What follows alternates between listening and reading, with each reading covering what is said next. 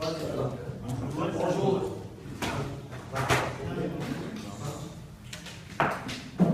Je suis venu rendre visite aujourd'hui au Premier ministre, M. Tamam Salam, comme je le fais souvent, parce que nous avons avec les autorités libanaises, avec les institutions libanaises, un dialogue régulier.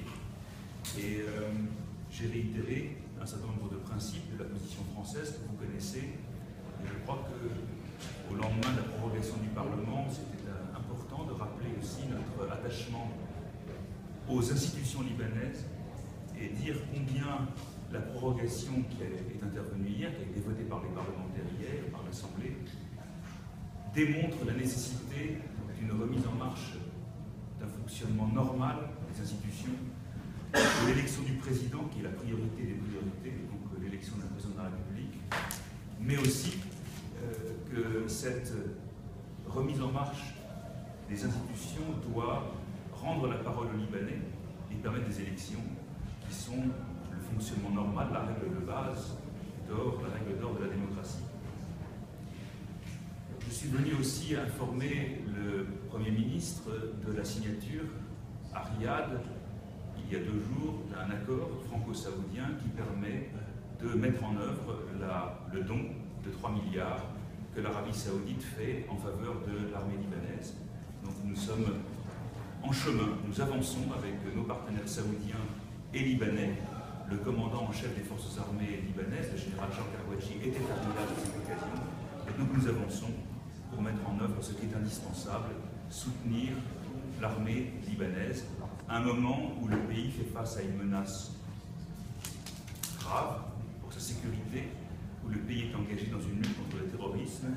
Et je suis venu dire au Premier ministre aussi notre soutien à l'action qui a été menée, notamment à Tripoli récemment, et notre soutien à cette armée, et notre hommage aussi, notre pensée pour toutes les victimes de la lutte contre le terrorisme, les militaires qui ont payé de leur vie la lutte contre le terrorisme, ceux qui sont encore retenus en otage, nous pensons à eux, nous pensons à leurs familles, également les civils qui ont péri dans les événements récents, dans les combats pour vaincre le terrorisme. Donc nous soutenons les autorités, nous soutenons l'armée dans cette